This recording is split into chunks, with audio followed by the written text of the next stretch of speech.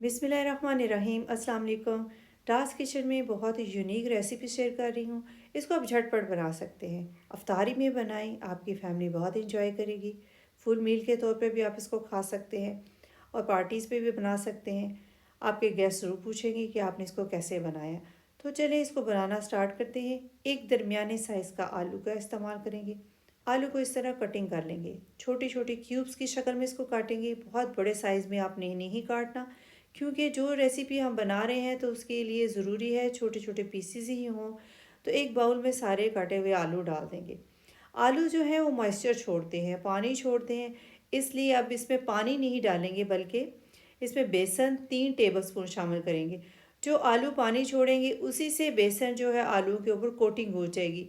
इसको क्रिस्पी और क्रंची बनाना है, इसलिए इसमें खुश्क बेसन ही शामिल किया है।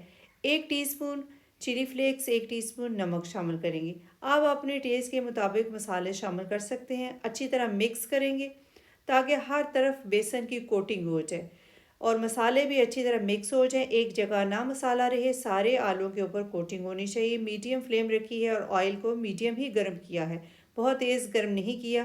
तो जो आलू काटे हुए थे मसाले वाले सारे इसमें शामिल कर देंगे। डालने के बाद थोड़ा सा इसको हिला भी देंगे फ़ौरन, क्योंकि अगर हिलाएंगे नहीं तो एक जगह ही ये आलू सारे इकट्ठे जुड़े हुए तैयार होंगे। अलग अलग होने चाहिए चंक्स की शक्ल में। और 3 से 4 मिनट लगे हैं और ये सुनहरे से खूबसूरत से तैयार हो चुके हैं। खुशबू भी बहुत मज़े की आ रही है। क्रिस्पी और क्रंची बने हैं, ऐसे ही होने चाहिए।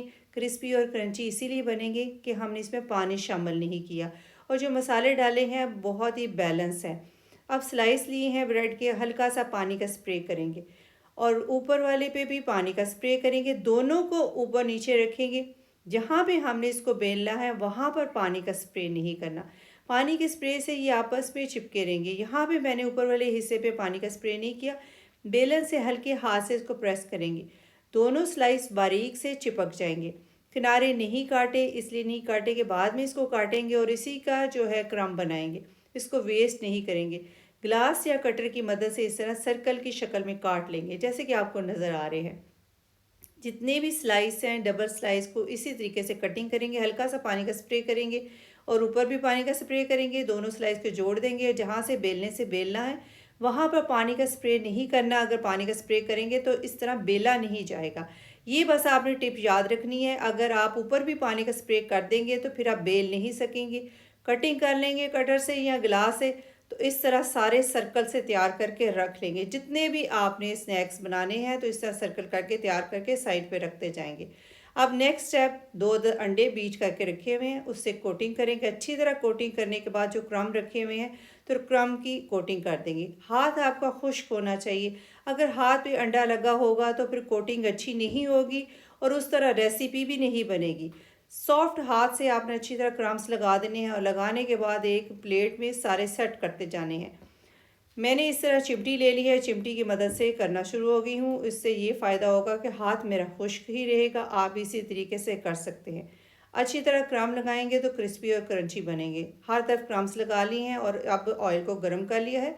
ऑयल जो है मीडियम गर्म रखना है, बहुत हल्का गर्म नहीं रखना। अगर तेज़ गर्म ऑयल में डालेंगे तो ये फ़ौरन सुनहरी हो जाएंगी, बहुत ज़्यादा ब्राउन हो जाएंगी।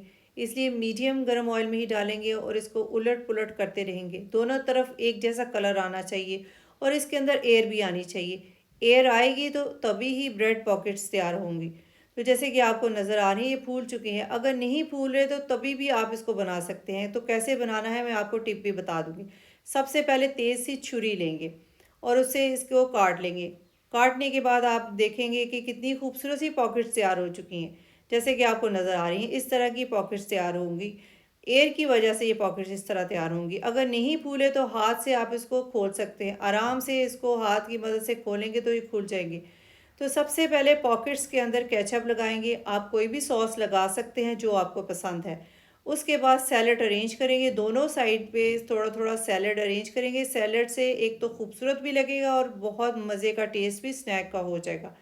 इसके अंदर जो पोटैटो चंक्स है वो अरेंज कर देंगे। जितने आसानी से आ सकते हैं उतने अरेंज कर देंगे। और जो टमाटर के छोटे छोटे से पीसेस काट के रखे हुए हैं स्ट्रिप्स, उसको अरेंज कर देंगे। टमाटर के बीज निकाल दिए हैं। थोड़ा सा टमाटर इस तरह अरेंज करेंगे और उसके बाद इसके ऊपर मायोनीज़ की अरेंज कर देंगे, थोड़ी सी गार्निश कर देंगे मायोनीज़ की। खूबसूरत सा मज़ेदार सा स्नैक तैयार हो चुका है। ब्रेड पॉकेट्स आप तैयार करके अपनी पार्टीज़ पे रख सकते हैं। एक खूबसूरत सी तश्तरी लेंगे, उसके नीचे सैलेड अरेंज करेंगे और जितनी पॉकेट्स तैयार की हुई हैं तो सारी सेट कर देंगे और मायोनीज़ से उसके ऊपर गार्निश कर देंगे। जैसे कि आपको नज़र आ रही हैं, बहुत ही खूबसूरत सी ब्रेड पॉकेट्स तैयार हो चुकी हैं। आसानी से आप बना सकते हैं और अपनी पार्टीज़ पे सर्व कर सकते हैं। आपके गेस्ट आपसे बहुत इम्प्रेस होंगे कि आपने इतना खूबसूरत और मज़ेदार स्नैक बना के उनके आगे सर्व किया है। अफ्तारी में बनाकर अपनी फैमिली के साथ इफ्तारी में खा सकते हैं।